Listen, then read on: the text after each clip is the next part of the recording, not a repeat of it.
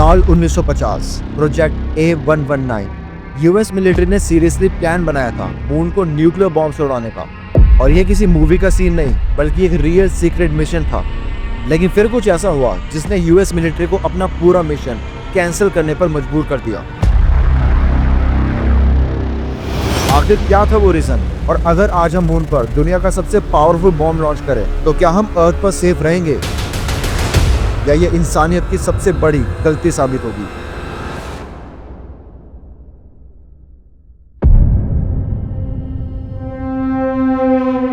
अब तुम सोच रहे होंगे कि भला कोई मून को न्यूक से क्यों उड़ाना चाहेगा, लेकिन 1950 का टाइम कुछ और था। कोल्ड वॉर का जमाना था। यूएस और यूएसएसआर के बीच साइंस का एक साइकोलॉजिकल वॉर चल रहा था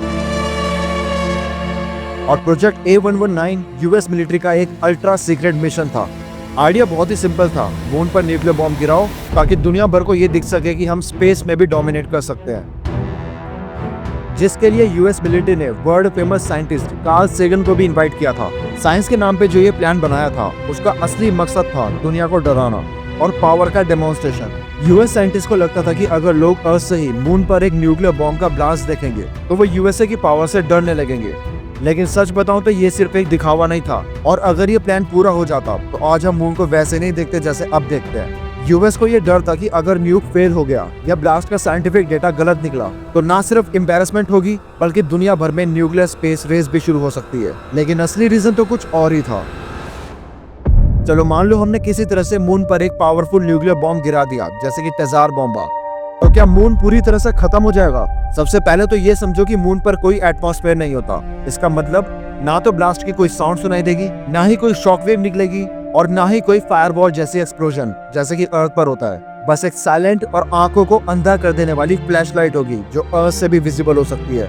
अब रेडिएशन की बात करें तो जो न्यूक्लियर फॉलआउट अर्थ पर होता है वो मून पर नहीं होगा, क्योंकि मून की ग्रेविटी बहुत ज्यादा कम होती है और वहाँ पर कोई हवा भी नहीं है।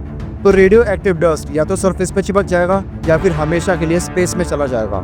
लेकिन ये मत सोचना कि सब कुछ सेफ है। इससे मून के सरफेस पे एक बहुत बड़ा क्रेटर बन सकता है, और अगर बॉम्ब का एक्सप्लोजन बहुत बड़ा हुआ तो उस इम्पैक्ट की वजह से मून का रोटेशन और ऑर्बिट में भी चेंजेस आ सकते हैं। अब असली सवाल ये है कि क्या हम सच में मून को न्यूक करके उसे पूरी तरह से उड़ा सकते हैं? तो इसका जवाब बहुत सिंपल है, इट्स ऑलमोस्ट इम्पॉसिबल।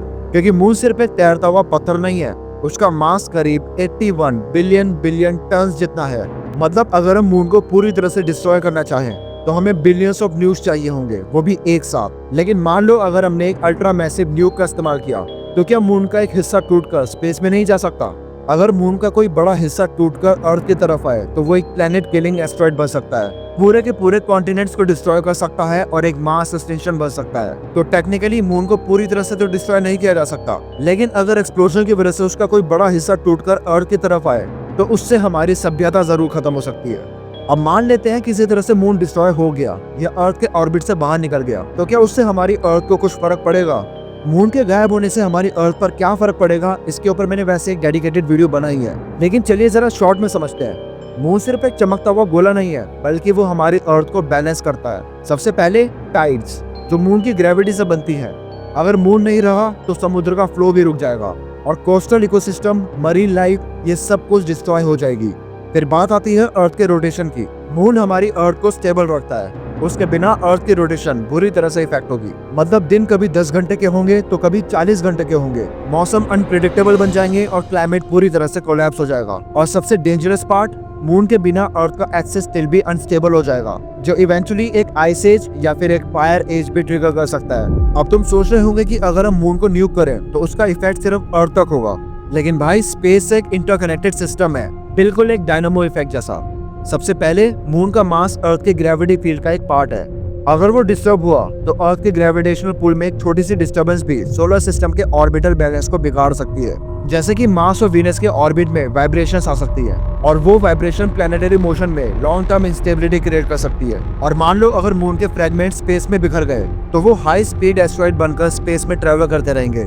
उसके कुछ टुकड़े प्लैनेट्स को हिट कर सकते हैं या फिर सैटेलाइट्स को भी डिस्ट्रॉय कर सकते हैं। और एक और बात, मून के एक्सप्लोजन की वजह से क्रिएट हुआ डस्ट क्लाउड सन को अर्थ तक पहुंचने से रोक सकता है, जिसकी वजह से अर्थ पर एक मिनी न्यूक्लियर विंटर शुरू हो सकता है। अब फाइनल सवाल, क्या आज के टाइम पर मून को न्यूक करना साइंटिफिकली और पॉलिटिकली पॉसिबल है या नहीं? तो इसका शॉर्ट आंसर है बिल्कुल नहीं। क्योंकि 1967 में साइन हुई थी ऑटो स्पेस ट्रीटी, जो क्लियरली कहती है कि कोई भी कंट्री स्पेस में न्यूक्लियर वेपन्स को यूज नहीं कर सकती। लेकिन टेक्नोलॉजी बढ़ रही है और कुछ प्राइवेट एजेंसीज या रोग नेशंस के पास अगर कभी ऐसे वेपन्स आए तो क्या हमें उससे डरना चाहिए? और अगर ऐसा हुआ भी तो क्या हम सरवाइव कर पाएंगे या मून के साथ हमारा फ्यूचर भी खत्म हो जाएगा?